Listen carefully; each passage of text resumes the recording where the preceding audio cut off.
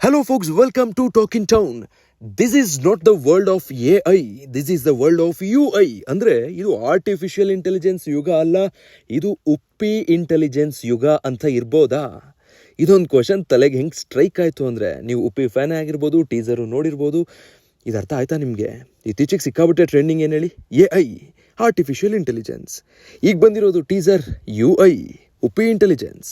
So UI ಅನ್ನೋದು AI ಅಲ್ಲ, ಅಂದರೆ ಆರ್ಟಿಫಿಷಿಯಲ್ ಇಂಟೆಲಿಜೆನ್ಸ್ನ ಯುಗ ಅಲ್ಲ, ಉಪ್ಪಿ ಅವ್ರ ಇಂಟೆಲಿಜೆನ್ಸಲ್ಲಿ ಕಟ್ಕೊಟ್ಟಿರೋ UI ಯುಗದ ಕಥೆ.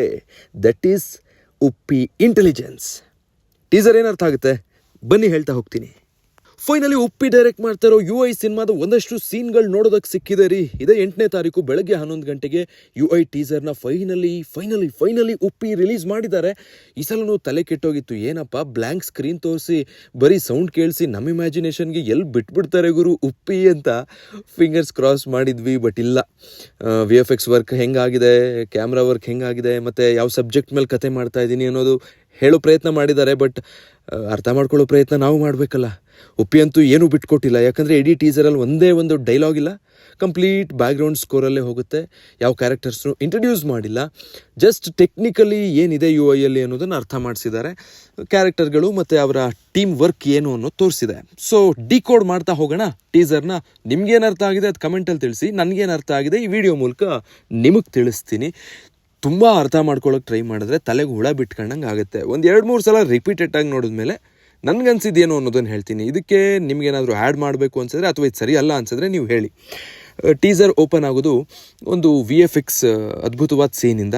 ಒಂದು ಕಾಡು, ಆಲ್ಮೋಸ್ಟ್ ಪಿಂಕಿಶ್ ಇರುತ್ತೆ ಆ ಕಾಡು, ಸ್ವಲ್ಪ ಗುಲಾಬಿ ಬಣ್ಣದಲ್ಲೇ ಎಲ್ಲನೂ ಕಾಣಿಸ್ತಾ ಇರುತ್ತೆ. ನಿಮಗೆ ಅವತಾರ್ ಮೂವಿಲಿ ಎಲ್ಲ ನೀಲಿ ಬಣ್ಣದಲ್ಲಿ ಕಾಣುತ್ತಲ್ಲ ಆ ಥರ. ಅಲ್ಲಿ ಒಂದು ಹುಡುಗಿ ಕಾಡೊಳಗೆ ಓಡಿ ಬರ್ತಿರ್ತಾರೆ.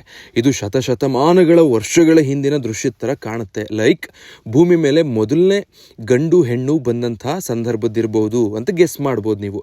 ದಟ್ಟವಾದ ಪ್ರಕೃತಿ, ಮರದ ಮೇಲೆ ಒಂದು ಹೆಬ್ಬಾವು ನೇತಾಡ್ತಾ ಇದೆ. ಈ ಕ್ರಿಶ್ಚಿಯಾನಿಟಿಲಿ ಆ್ಯಡಮ್ ಮತ್ತು ಈವ್ ಅಂತ ಒಂದು ಸ್ಟೋರಿ ಬರುತ್ತೆ, ನಿಮ್ಮೆಲ್ಲರಿಗೂ ಪರಿಚಯ ಇರಬಹುದು. ಮೇ ಬಿ ಆ ಫ್ಲೇವರಲ್ಲೂ ನನಗೆ ಕಾಣಿಸ್ತು. ಅದು ನಿಮ್ಮ ಒಪಿನಿಯನ್ ಏನು ಅನ್ನೋದು ಹೇಳಿ. ಸೊ ಅಲ್ಲಿಂದ drone shot, aerial view move ಆಗ್ತಾ ಹೋಗುತ್ತೆ. ಈ ಡೆನ್ಸ್ ಫಾರೆಸ್ಟ್, ದಟ್ಟವಾದ ಕಾಡಿತ್ತಲ್ಲ, ಅದು ಡ್ರೋನ್ ಶಾಟಲ್ಲಿ ಹೋಗ್ತಾ ಅಲ್ಲಲ್ಲಿ ಬಿಲ್ಡಿಂಗ್ಗಳು ಕಾಣಿಸ್ಕೊಳ್ಳುತ್ತೆ, ನಾಗರಿಕತೆಗಳು ಹುಟ್ಕೊಳ್ಳುತ್ತೆ, ಟೆಕ್ನಾಲಜಿಗಳು ಬೆಳ್ಕೊಳ್ಳುತ್ತೆ. ಹೋಗ್ತಾ ಪರಿಸರಕ್ಕಿಂತ ಹೆಚ್ಚು ಬರೀ ಬಿಲ್ಡಿಂಗ್ಗಳೇ ಇರೋ ಹಂಗೆ ಆಗ್ಬಿಡುತ್ತೆ ಭೂಮಿ ಮೇಲೆ. ಅಲ್ಲಿಗೆ ಈ ಶಾಟ್ ಕ್ಲೋಸ್ ಆಗಿ ಒಂದು ಬಿಲ್ಡಿಂಗ್ ಒಳಗಿಂದ ಮತ್ತೆ ಬೇರೆ ಸೀನ್ ಓಪನ್ ಆಗುತ್ತೆ. ಅಲ್ಲಿ ಭೂಮಿ ಮೇಲೆ ಸದ್ಯ ಏನು ನಡೀತಾ ಇದೆ ಅನ್ನೋದ್ರೆ ಒಂದು ಚಿಕ್ಕ ಚಿತ್ರಣ ಕಟ್ಕೊಡೋ ಪ್ರಯತ್ನ ಮಾಡಿದ್ದಾರೆ. ಒಳ್ಳೆಯವರೆಲ್ಲ ಕಷ್ಟಪಡ್ತಿದ್ದಾರೆ, ಅಥವಾ ಕೆಟ್ಟವ್ರು ಯಾರೋ ಅಧಿಕಾರದಲ್ಲಿ ಕೂತಿದ್ದಾರೆ, ದುಡ್ಡಿದ್ದ ಒಂದು ದುನಿಯಾ ನಡೀತಾ ಇದೆ, ಅಮಾಯಕರೆಲ್ಲ ಅಸಹಾಯಕರಾಗ್ಬಿಟ್ಟಿದ್ದಾರೆ. ಯಾರೋ ಒಬ್ರು ಬಂದು ಇದನ್ನೆಲ್ಲ ಸರಿ ಮಾಡಲಿ ಅಂತಾನೋ, ಇವ್ರ ವಿರುದ್ಧ ಧ್ವನಿ ಎತ್ತಕ್ಕಾಗದೆ ತಗಲಾಕೊಂಡು ನರಕಯಾತನೆ ಅನುಭವಿಸ್ತಾ ಇದ್ದಾರೆ ಅನ್ನೋ ರೀತಿ ಒಂದಷ್ಟು ಜನ ಆ ಸೆಟಪ್ಪು ಬ್ಯಾಕ್ ಡ್ರಾಪ್ಗಳೆಲ್ಲ ಇದೆ.